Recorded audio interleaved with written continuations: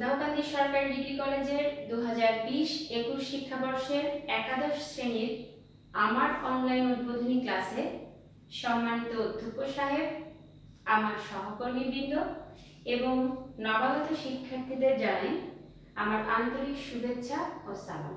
আসসালামু আলাইকুম। আমি ফারজানা বিনতে আহমেদ, প্রভাষক, ইংরেজি বিভাগ, দাউকান্দি সরকারি ডিগ্রি কলেজ। প্রিয় শিক্ষার্থীরা, তোমরা নিশ্চয়ই শুনেছ কোভিড-19 কারণে পুরো বিশ্ব আজ স্থবির। বাংলাদেশের বাইরে নয়, বাংলাদেশের সমস্ত শিক্ষা প্রতিষ্ঠান এখন পর্যন্ত বন্ধ। স্বাভাবিকভাবেই সরকার উদ্যোগ নিয়েছেন অনলাইন ক্লাসের। এভাবেই আমরা আমাদের কলেজেও অনলাইন ক্লাস শুরু করেছি। আমাদের অধ্যক্ষ সাহেবের তত্ত্বাবধানে এখন প্রত্যেকটা ইয়ারেই অনলাইন ক্লাস নেওয়া হচ্ছে। আর এই কারণেই তোমাদের সাথে প্রথম ক্লাসটাও আমাদের অনলাইনে নিতে হচ্ছে। সামনাসামনি পরিচিতি পর্বটা চলে, যেহেতু আমরা অনলাইনে ক্লাস নিচ্ছি, অনলাইনে তোমাদের সাথে পরিচিত হব গ্রুপের মাধ্যমে। তো তোমাদের উদ্দেশ্যে যেহেতু উদ্বোধনী ক্লাস, এখানে আমার কিছু কথা আছে আমাদের সাথে বলার জন্য, সেটা পড়ার বাইরে। তোমরা দীর্ঘ 10-12 বছর পার করেছ প্রাথমিক, মাধ্যমিক শেষ করার জন্য। মাধ্যমিকের গণ্ডি পেরিয়ে আজ তোমরা এসেছো উচ্চ মাধ্যমিকে। এক একটা স্টেপের এক এক ধরনের গুরুত্ব আছে। উচ্চ মাধ্যমিকেও আলাদা একটা গুরুত্ব আছে। এখন তোমাদের ডিসিশন নিতে হবে তোমরা জীবনে কোন দিকে যাবে, তোমাদের লক্ষ্য উদ্দেশ্য কি, সে অনুযায়ী পড়াশোনা করতে হবে। এখন পুরো বিশ্ব ডিজিটালাইজড হয়ে যাচ্ছে, তথ্য প্রযুক্তিতে ভরপুর। তথ্য প্রযুক্তির এই বিশ্বে তোমাদের তার সাথে তাল মিলিয়ে চলতে হবে। সো আগের মতো অ্যানালগ সিস্টেমে পড়ালেখা চলবে না। এখন অনলাইন বলে ফাঁকি মারার সুযোগ আছে, অনেক ফাঁকি দেওয়ার প্রচুর সুযোগ আছে। তুমি যদি মনে করো আজ থেকে আমি ফাঁকি দিব না, আমার জীবনে কিছু করতে হবে, তাহলে তোমার এখন থেকে ডিসিশন নিতে হবে কিভাবে করবে। সিলেবাস তোমার হাতে আর ডিসিশনও তোমার মাথায়। সো সিলেবাসটাকে ভাগ করতে হবে টাইম অনুযায়ী। তোমার এখন থেকে শুরু হয়েছে ক্লাস, তোমার কবে নাগাদ পরীক্ষা হবে সেটা একটা টাইম আছে, ফিক্সড টাইম। হতে পারে 1 মাস 2 মাস 8 মাস, কিন্তু একটা ফিক্সড টাইম আছে। 2 বছর তোমার সময়। এই 2টা বছরের মধ্যে তোমার পুরো সিলেবাসটাকে একটা সুন্দর ভাগে ভাগ করে দিতে, বিন্যাস করতে হবে। আমি এই ভাগটা এই টাইমটাতে এই কোর্সটা কমপ্লিট করে ফেলব। সো এইটা হচ্ছে তোমার ব্যাপার। আমরা টিচাররা কি করব, তোমাদের গাইডলাইন দিব, তোমরা সেই অনুযায়ী তোমাদের পড়াটাকে ভাগ করে নেবে। প্রত্যেকটা সাবজেক্টের একটা সিলেবাস থাকে, সেই সিলেবাস অনুযায়ী তোমাদের সেই পরিমাণ সময় দিয়ে, যেটাতে যতটুকু সময় দিতে হবে, ভাগ করে নেবে। তারপর তোমাদের পড়া স্টার্ট করতে হবে। পড়াটাকে তোমরা যদি ইজিভাবে নাও, খুব ইজিভাবে, তাহলে দেখবা পড়াটা ইজিভাবেই হচ্ছে। যত কঠিনভাবে নেবে ততটা কঠিন হয়ে যাবে। আমরা সহজভাবে পড়ব। যত ইজিভাবে তুমি সিলেবাসটাকে ভাগ করবে তোমার মতো করে সময় অনুযায়ী, তত দেখবা তোমার সময়টাও কমে যাচ্ছে, তোমার পড়াটাও হয়ে যাচ্ছে একই সাথে। কিন্তু তুমি যদি মনে করো ফার্স্ট ইয়ার টার্ম কেয়ার, তো সেখানে তোমার একটা বাধা পাচ্ছ, তোমার পড়াটা কিন্তু বাধাগ্রস্ত হচ্ছে। টাইম করতে পারবে না, তোমার টাইমটা কি হয়ে যাচ্ছে, কমে যাচ্ছে, পড়াটা বেড়ে যাচ্ছে। সো তুমি যদি মনে করো যে না ফার্স্ট ইয়ারে আমি 4-5 মাস পড়বো না, আড্ডা দিব, নতুন ফ্রেন্ডসদের সাথে দেখা হবে, আড্ডা দিব, গ্রুপ হবে, নো। এখানে তুমি যখনই টাইমটা পাস করে যাবে, তোমার চাপ পড়ে যাবে পরে যে। তো সেই চাপটা যদি মাথায় না নিতে চাও, তোমার ফার্স্ট ইয়ারেই এখনো ডিসিশন নিতে হবে আমি কোন সাবজেক্টে, কোন সিলেবাসে, কোন ভাগে কতটুকু সময় দেব। ওকে, এখন আসি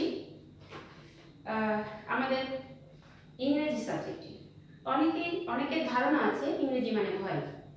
তো ইংরেজি মানে ভয় না, ইংরেজিটাকে তুমি সহজ যদি করতে চাও তাহলে তোমাকে প্রথম থেকেই ইংরেজির সিলেবাসটাকে নিজের মতো করে ভেবে নিবা যে আমি কোন সাইডটাতে, এই যে 10 বছর ধরে ইংরেজি পড়ে এসছে, প্রথম থেকে ইংরেজি পড়ে এবিসিডি থেকে এখন পর্যন্ত যতদূর এসেছো তোমরা প্রত্যেকটা ক্লাসে ইংরেজি পড়ে এসছো।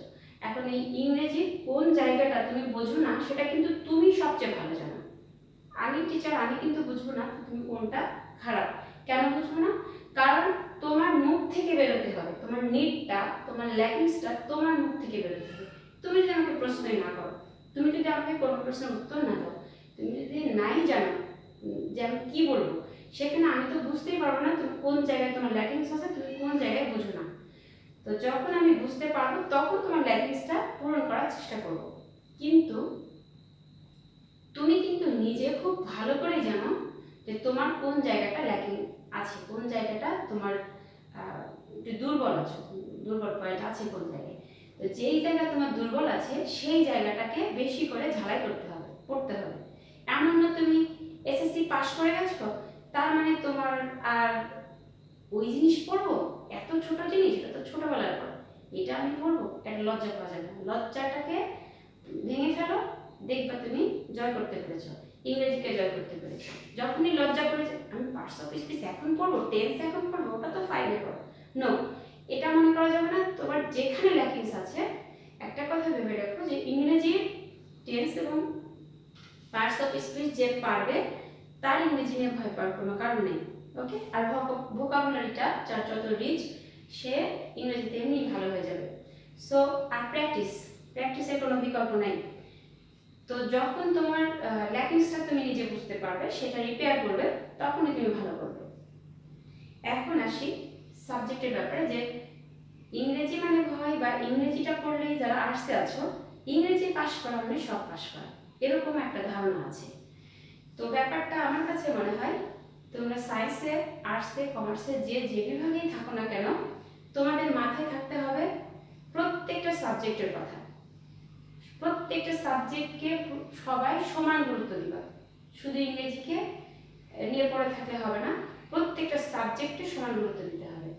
কেমন?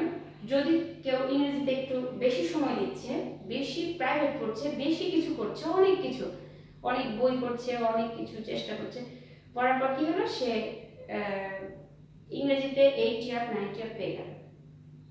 সেই ছেলেটা বা সেই মেয়েটা ইসলাম শিক্ষা, যদি আর্টস স্টুডেন্ট হয়, ইসলাম শিক্ষা কিংবা বাংলাতে যে ফেল করে যাচ্ছে, তার রেজাল্ট কি ভালো হলো?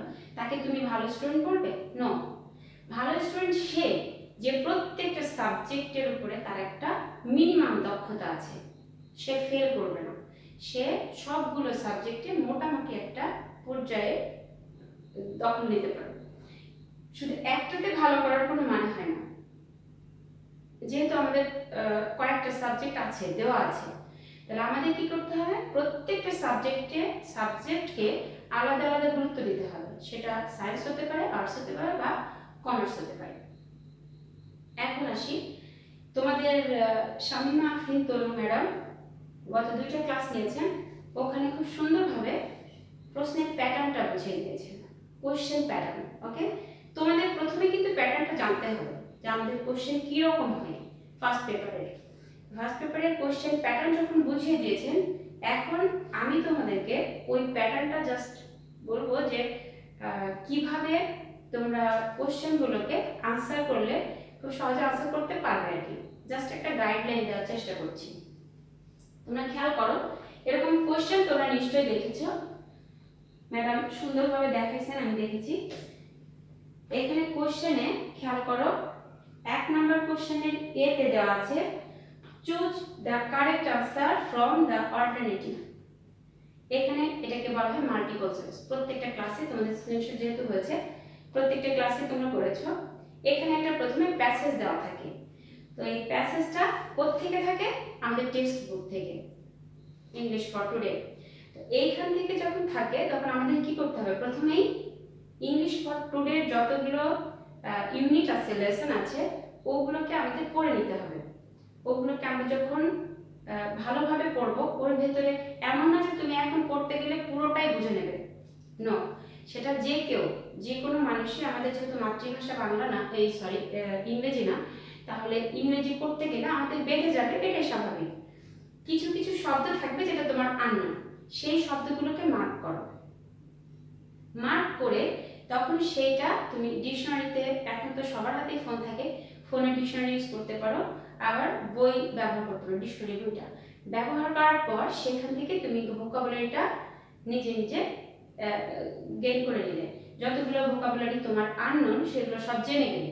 ওকে, যখন তুমি ভোকাবুলারিগুলো জেনে গেলে তখন খেয়াল করবা এ নাম্বারের যে 5টা কোশ্চেন আছে, এখানে কিছু কিছু শব্দ থাকে সিনোনিম, অ্যান্টোনিম, এই টাইপ পরে 3টা, কখনো 4টা, কখনো 2টা, আবার কখনো কখনো অ্যাডজেক্টিভ জিজ্ঞেস করে, কখনো sorry I mean parts of speech জিজ্ঞেস করে, কখনো বা এর ভেতর থেকে কোশ্চেন আসে, একটা শব্দ হয়তো দিয়ে দিল, এর ভিতরে খুঁজতে হবে। তার মানে এই শব্দগুলো, কোশ্চেনের শব্দ জানতে হলে আমাদের কি করতে হবে, ভোকাবুলারিটা বাড়াতেই হবে, রিচ করতেই হবে। সেই কারণেই আমাদের টেক্সটের প্রত্যেকটা প্যাসেজের মিনিং করে পড়তে হবে, এর কোনো বিকল্প নেই। আমরা যখন বিকেলে খেলতে যাই, যখন আমরা আড্ডা দিই, অনেক ধরনের গেম আছে মোবাইলে, ওই সময়টা আমরা একটা সময় ফিক্স করে নেব, যে সময়টা শুধু ইংরেজি প্যাসেজ পড়ব। 15 মিনিট সময় দাও, 15 মিনিট অথবা আধা ঘন্টা, সেই সময়টা কি করবা, 5 লাইন 10 লাইন এভাবে পড়ো, অনেক সময় পাবে। সেই সময়টা কি করবা, ওই 5টা লাইন পড়ে শুধু ভোকাবুলারিটা রিচ করো, তাহলে তুমি 1 নম্বরের এ নাম্বারটা আনসার করতে পারবে খুব সহজে। সবচেয়ে সহজ বুদ্ধি হচ্ছে এর ভিতরে যে শব্দটা স্পেসিফিক বলা থাকে, যেমন এখানে আছে the word possibly refers to, এখানে মেইন শব্দটা কোনটা, আমরা এখানে সহজেই বুঝতে পারছি পসিবলি। এই পসিবলি শব্দটা আমরা এর ভিতরে খুঁজতে হবে আমাদের, আর কি পেয়ে যাবো ইনশাআল্লাহ। যখন পেয়ে যাব তখন যদি আমার ভোকাবুলারি রিচ থাকে, তাহলে কি হবে, এই যে প্যাসেজটা আমার পড়া থাকলো, পড়লে আমি বুঝতে পারবো এর বাংলা মিনিংটা কি। যখন বাংলা মিনিংটা পারবো তখন স্বভাবতই এই যে এখানে সিনোনিম কয়েকটা দেওয়া থাকে মিনিং, সেইগুলো আমরা আনসার করতে পারবো যে কোনটা আসলে উত্তর হবে। তার মানে এই এ নাম্বার আনসার করার জন্য ভোকাবুলারি রিচের কোনো বিকল্প নাই, আমাদের পড়তে হবে। বি নাম্বারে আছে কোশ্চেন কিছু, এই কোশ্চেনটারও একটা সহজ নিয়ম আছে, সেটা হচ্ছে আমাদের কোশ্চেনের মধ্যে দেখবা কয়েকটা শব্দ স্পেসিফিক থাকে, ওই শব্দগুলো দিয়েই কোশ্চেনটা তৈরি করা হয়, ওই শব্দ এর ভিতরে খুঁজতে হবে, তুমি পেয়ে যাবে, এর ভিতরে ওই শব্দগুলো পেয়ে যাবে, স্পেসিফিক কোনো শব্দ, যেই শব্দটা প্রশ্নের মধ্যে এক্সট্রা কিছু অন্য প্রশ্নের সাথে মিল নেই, সেই শব্দটা তুমি নিয়ে এর ভিতর খোঁজ করে সেই লাইনটার একটা ভাবগত একটা দিক দেওয়ার চেষ্টা করবা, যেটা স্ট্রাকচারে করা যায় সেভাবে করার চেষ্টা করবা। সেন্টেন্স স্ট্রাকচারটা তৈরি করা শিখতে হবে, শিখে তখন ওই শব্দটা যেন থাকে, অথবা ওর একটা সিনোনিম ব্যবহার করো, করে ওই লাইনটা লিখতে হবে। 2 নম্বরে একটা খুব সহজ জিনিস দিয়েছে, সেটা হচ্ছে ফ্লো চার্ট। ফ্লো মানে কি, প্রবাহ, নদীর ফ্লো থাকে, ঝর্ণার ফ্লো থাকে, অর্থাৎ ফ্লোটাকে আমরা বলি প্রবাহ। আমরা একটু খেয়াল করি, ফ্লো, আচ্ছা, যখন ঝর্ণার পানি পড়ে খেয়াল করবা পাহাড় থেকে নিচের দিকে পড়ে, তার মানে ফ্লোটা সবসময় কোন দিকে যায়, নিচের দিকে, উপরে ওঠে না। অথবা নদীর পানি, যেটা সমতল, নদীর পানি কোন দিকে যায়, সবসময় দেখবা ডান দিকে যায়, বাম দিকে কিন্তু ঘুরে যায় না।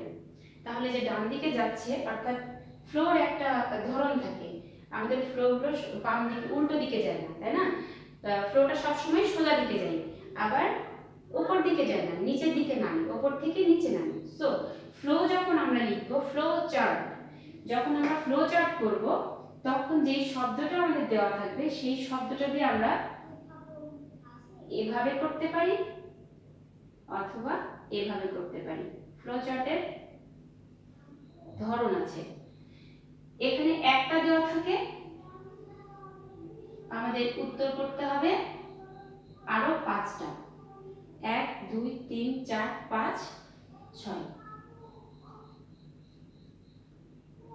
এখন খেয়াল করো, এই যে বক্সটা আমি আঁকলাম, এই বক্সটা খুব জরুরি।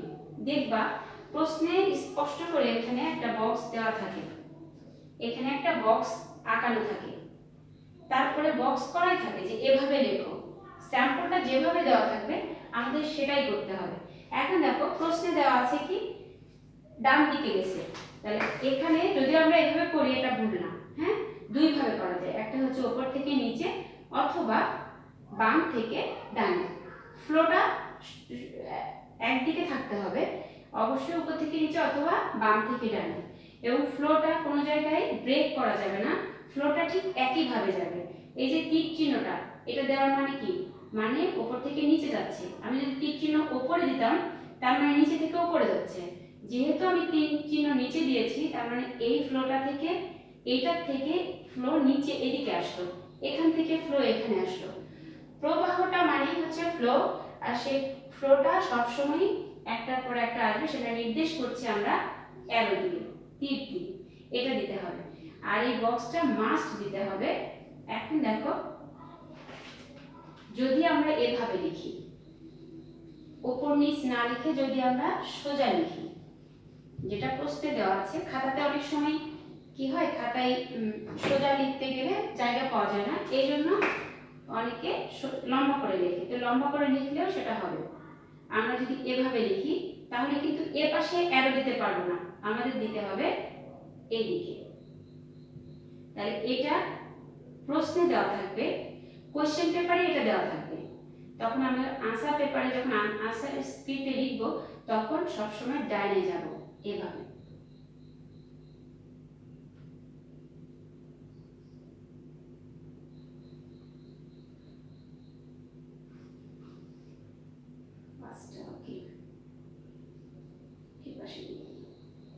তাহলে এটা যদি কোশ্চেন পেপারে থাকে আনসার স্ক্রিপ্টে আমাদের 1 2 3 4 5টা হতে হবে।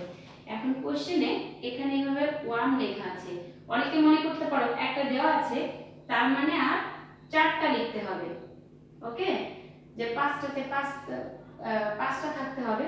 তো সেই ক্ষেত্রে কিন্তু আমাদের এখানে 1 দেওয়া আছে মানে এখানে শুধু 5টা ঘর হবে না, 6টাই হতে হবে, মোট 6টা ঘর হবে। একটা দেওয়া আছে, তারপর থেকে 2 হবে, 2 3 4 5 and 6, এই যে 1 2 3 4 5 6, এই হলো ফ্লো। এখন এই ফ্লোটাকে আমরা কি করতে পারি, সে ফ্লো চার্টটা ধরো এরকম, তোমাকে বলা হলো এক কাপ চা বানাও, চা বানাতে হলে তোমাকে কি করতে হবে, ফ্লো চার্ট বোঝানোর জন্য বলছি, তোমাদের ফ্লো চার্টটা কিন্তু আসলে টেক্সট বুক থেকে আসে, যে কোনো একটা লেসন থেকে একটা প্যাসেজ তুলে দেয়, সেই প্যাসেজ থেকে একটা টপিক খুঁজে দেয়, সেটা অ্যাডভান্টেজ হতে পারে, সুবিধা অসুবিধা বিভিন্ন ধরনের অপশন থাকতে পারে। তো তোমাদের সেটা অপশন বলে দিচ্ছি কিভাবে করতে হবে। প্রথমে আগে বলি যে ফ্লো চার্টটা আসলে লিখতে হলে কি করতে হয়, সেটা হচ্ছে ফ্লো চার্টটা ধরো তোমাকে চা বানাতে বলা হলো, ওকে, তো চা বানাতে হলে প্রথমে আমাদের কি করতে হবে, প্রথমে অবশ্যই পানি নিতে হবে। তো আমাদের প্রথমে এখানে লিখতে হবে পানি নিলাম, তাই লেখা থাকলো পানি, ওকে। এখন পানি যদি বলি টেকিং ওয়াটার, প্রথমটা ধরো লেখা আছে টেকিং ওয়াটার, আমার এই জিনিসটা খেয়াল রাখতে হবে, এটা কি বলেছি, টেকিং ওয়াটার, এটা বলেছি টেকিং, পরেরটাকে আমি টু টেক লিখতে পারবো না, এই শব্দটা শুধু মাথায় রাখতে হবে, আমি লিখেছি টেকিং, তাহলে প্রত্যেকটাতেই টেকিং আসবে, টেকিংটা দিতে হবে। তারপর কি দেখো এখানে, এই যে আমি টেকিং ওয়াটার লিখলাম, সরি টেকিংই থাকবে তা না, মানে আইএনজিটা তোমরা জাস্ট খেয়াল করো, আমি যে ভার্বটা ব্যবহার করেছি সেখানে আইএনজি যোগ করেছি, তাহলে এখানে যতগুলো ভার্ব ব্যবহার করব প্রত্যেকটাতে কিন্তু আইএনজি থাকতে হবে, এটা নিয়ম। তাহলে টেকিং ওয়াটার যখন বললাম খেয়াল করো ভার্বের সাথে আইএনজি যোগ করে দিয়েছি এখানে, সাথে ওয়াটার, তাহলে ওয়াটারের পর আমরা সেটাকে কি করব, স্টোভ জ্বালাবো, ওকে। তাহলে স্টোভ জ্বালানোটাকে কি বলবো, জ্বালানো হচ্ছে ফায়ার, তাই না, ফায়ার। যদি ফায়ার হয় তাহলে এই যে আমরা আইএনজি যোগ করেছি এটাতেও আমাদের দিতে হবে কি, ফায়ারিং, ফায়ারিং দ্য স্টোভ। এর পরের অপশনটা নাম্বার 3, আগুন ধরানোর পর কি করলাম, বয়েল করতে হবে, কি পানিটা সিদ্ধ করতে হবে। তখন এখানে boiling, not boil, boiling the water. Then পানিটা সিদ্ধ হয়ে গেল, তখন আমরা কি করব,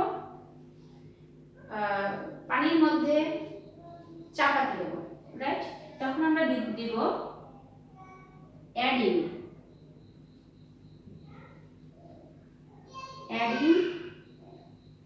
টি লিফ। ওকে, টেকিং ওয়াটার। একটা জিনিস খেয়াল করো, আমি প্রত্যেকটা ভার্বের সাথে কিন্তু আইএনজি যোগ করছি, এটাই হচ্ছে নিয়ম, যে আমাদের যখন ফ্লো চার্টটা করতে হবে ফ্লোটা একই টাইপ থাকতে হবে। যদি এখানে এভাবে আরো লিখে দিই একবারে, taking water, firing the stove, boiling the water, adding tea leaf. Okay, তারপর কি করব, চাপাতি দিলাম, তারপর কি করব, অ্যাডিং সুগার,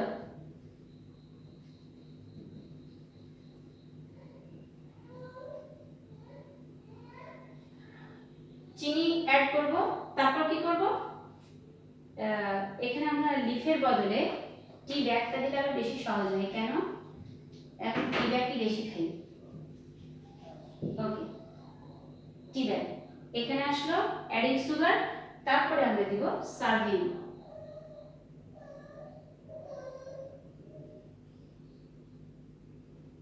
সার্ভিং টি।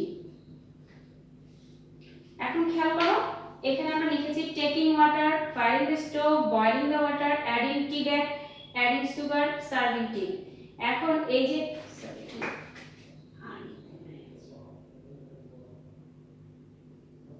এখানে সার্ভিং, প্রত্যেকটাতে আইএনজি যোগ করেছি এই ভার্বটার সাথে, এটা হচ্ছে নিয়ম, যে এটা যদি আমার এখানে দেওয়া থাকে তাহলে পরের গুলো এরকম এর সাথে সংশ্লিষ্ট হতে হবে, পর পর পর পর লিখতে হবে 6 নম্বর পর্যন্ত শেষ, এবং এই একটা প্যাকেজ হতে হবে, ফ্লোটা একটা প্যাকেজ।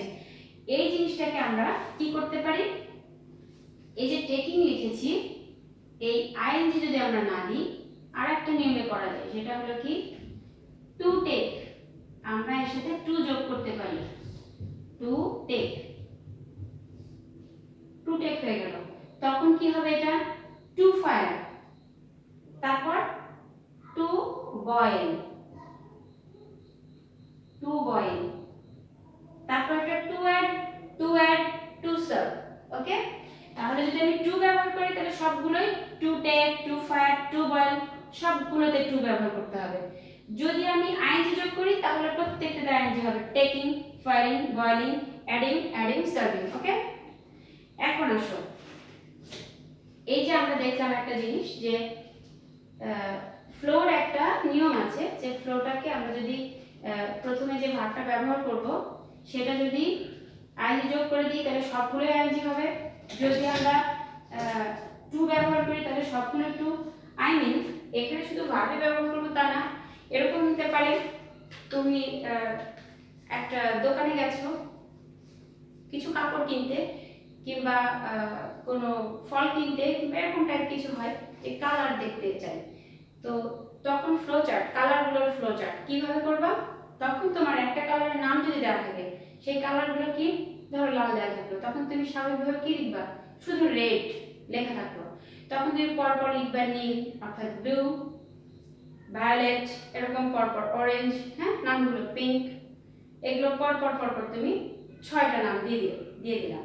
তার মানে প্রথমটাকে তোমার খেয়াল করতে হবে কি লেখা আছে, সেটা অ্যাডজেক্টিভ আছে নাকি নাউন দেয়া আছে নাকি কোনো ভার্বাল ফ্রেজ নাকি প্রিপোজিশনাল ফ্রেজ, কি আকারে দেওয়া আছে, সেই আকারটার উপর নির্ভর করছে বাকি ফ্লোটা তোমার কিভাবে হবে।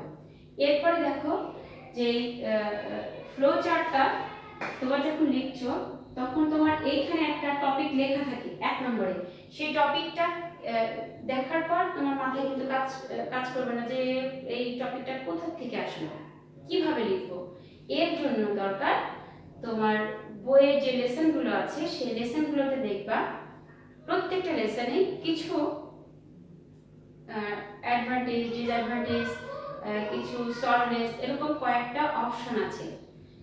যখন তোমাদের ফ্লো চার্ট সম্পর্কে ডিটেইলস ক্লাস নেব, স্পেসিফিক একটা ক্লাস নেব, তখন তোমাদের বলে দেব, কিছু বোর্ডে লিখে দেব, সেই শব্দগুলো সেই টেক্সটের মধ্যে অর্থাৎ প্যাসেজের মধ্যে কোথায় কোথায় আছে সেইগুলো টেনে বের করে নিয়ে আসতে হবে। সেগুলোকে তোমাকে বুঝতে হবে যে ওই জায়গা থেকে এইগুলো আমার নিয়ে আসতে হবে। যখন নিয়ে আসবা তখন সেইগুলো সুন্দর করে সাজায় তুমি লিখতে পারবে। খুব সহজ এটা। তোমাদের আমি এটা দেখাই দেবো আল্লাহ যদি সময় থাকে। এরপরে একটা ফ্লো চার্ট যখন ক্লাস নিব আমি তখন ইনশাল্লাহ দেখাই দেবো। বোর্ডে টোটালি লিখে দেবো যে এই টপিকগুলো লিখে মোটামুটি টপিকগুলো যদি তোমার পড়া থাকে তাহলে যে কোনো লেসন থেকে তুমি পারবে ইনশাল্লাহ। সব লেসনের উপরে একটা সারমর্ম টাইপের একটা আছে, সেটা তোমাদের দেখাই দেবো। এরপরে দেখো ফ্লো চার্টের পরে একটা কোশ্চেন আছে নাম্বার 3। এখানে একটা প্যাসেজ থাকে, প্যাসেজ থেকে একটা সামারি লেখার একটা কোশ্চেন থাকে।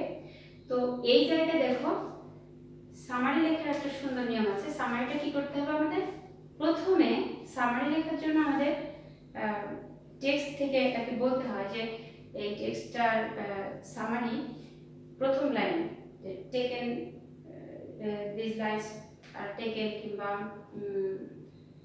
দিস প্যাসেজ ফোকাসেস অন এরকম। তো আমরা কিভাবে ফোকাস করছে কিসের উপর কি করে বুঝবো? একটা সামারি লিখতে হলে কিন্তু আমাদের ওই প্যাসেজটা কিসের উপর ফোকাস করছে সেটা জানতে হবে। একটা জিনিস মনে রাখবা, যে কোনো প্যাসেজ শুরু হয় একটা টপিক সেন্টেন্স দিয়ে, একটা এন্ডিং সেন্টেন্স দিয়ে শেষ হয়। তো টপিকের মধ্যে অথবা এন্ডিং এর মধ্যে অথবা দুইটাতেই ওই মেইন যে টপিকটা, যেটা টপিকের উপরে লেখা হয় সামারিটা প্যাসেজটা, সেই টপিকটা ওর মধ্যে লুকাই থাকে। আমাদের কি করতে হবে? ওই এন্ডিং সেন্টেন্স অথবা টপিক সেন্টেন্স দুটো ভালো করে পড়তে হবে। একটু পরীক্ষার হলে বসে একটু ভালো করে অ্যানালাইসিস করতে হবে যে এই সেন্টেন্সটার মধ্যে কোন শব্দটা টপিক হওয়ার যোগ্যতা রাখে। যখন আমরা সেটা পেয়ে যাব তখন সেটাই হবে টপিক। তখন আমাদের প্রথম কথাটা হবে this passage or this text.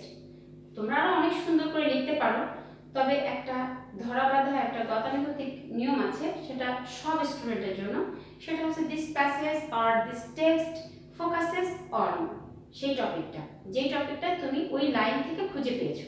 ওকে, এইটা লেখার পর তুমি মাঝখান থেকে 2-3টা লাইন মোটামুটি করে অ্যানালাইসিস করে যে এইটার লাইনগুলো তুমি সরাসরি তুলো না, সরাসরি তোলার দরকার নেই। তুমি যেহেতু বুঝতে পারছো একটু ভোকাবুলারি যদি রিচ থাকে, প্রথমে বলেছি 1 নম্বরের জন্য ভোকাবুলারি রিচ করতে হবে।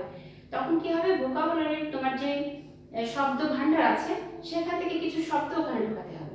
সেন্টেন্স স্ট্রাকচার একই থাকলো, সেই শব্দগুলো তুমি ওখানে অ্যাড করলে, করার পরে তখন 2টা লাইন অথবা 3টা লাইন লিখলে।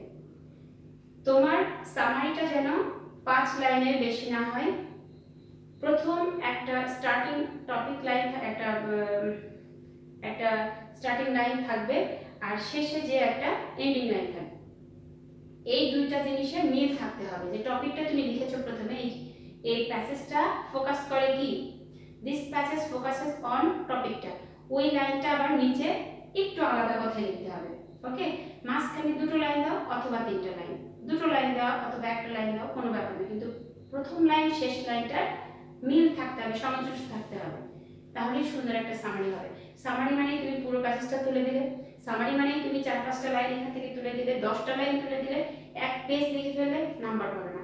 তোমাকে প্রথম লাইনটা দেখবে টিচার, তুমি প্রথম লাইনেই বুঝছো কিনা এটা সামারি দিচ্ছ নাকি তুমি প্যাসেজ তুলে দিচ্ছ, স্যার কিন্তু বুঝে নেবে। এই কারণে তোমাকে কি করতে হবে?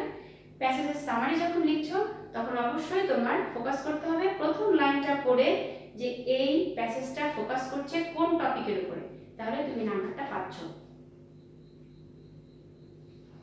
তো শিক্ষার্থী বন্ধুরা খেয়াল করো, 3 নাম্বার পর্যন্ত বলেছি, 4 নাম্বার 5 নাম্বার সম্পূর্ণটাই কিন্তু তোমাদের টেক্সট ভিত্তিক।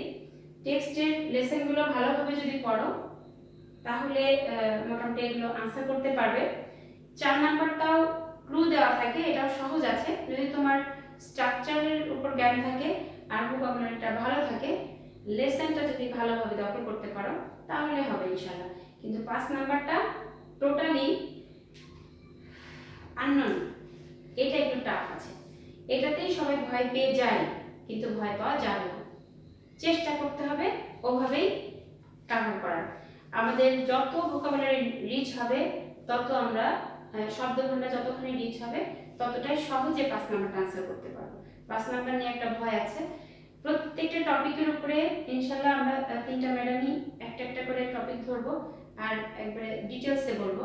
যেহেতু প্রশ্ন অ্যানালাইসিস করছি, জাস্ট প্রশ্ন, এই জন্য ডিটেইলসে বলা যাবে না, সময় সংক্ষেপ। তো তোমাদের কি করব, এই 1 2 3 এইসব পরপর সিরিয়ালি আমরা এক একটা দিন নিয়ে টপিক যখন আলোচনা করব ডিটেইলসে জানাই দেবো যে কিভাবে লিখলে তোমাদের কোশ্চেনটা আরো সহজ হয়ে যাবে। কোশ্চেন দেখে ভয় পাওয়া যাবে না। প্রত্যেকটা টপিকে আলাদা করে নাও তোমার কাছে কোনটা সহজ লাগছে কোনটা কঠিন লাগছে। যেটা সহজ লাগছে সেটা একটু কম সময় দাও, যেটা বেশি কঠিন লাগছে সেটা একটু বেশি সময় দাও। যাই হোক, উদ্বোধনী ক্লাসের জন্য আজকে আর বেশি কথা বাড়াচ্ছি না, আজ আমরা এ পর্যন্তই রাখি। আগামী ক্লাসে তোমাদের টেক্সট থেকে শুরু করব। শামিমা আফরিন তনু ম্যাডাম অলরেডি শুরু করেছেন আনফরগেটেবল হিস্ট্রি। আমি চেষ্টা করব তার পরের ইউনিটে চলে যাওয়ার। ওকে, ফার্স্ট ইউনিট ম্যাডাম নিবে, পরের ইউনিটের কোনো একটা লেসন আমি শুরু করব। ততক্ষণ পর্যন্ত ভালো থেকো। পরের ক্লাস দেখার আমন্ত্রণ জানিয়ে শেষ করছি। আল্লাহ হাফেজ।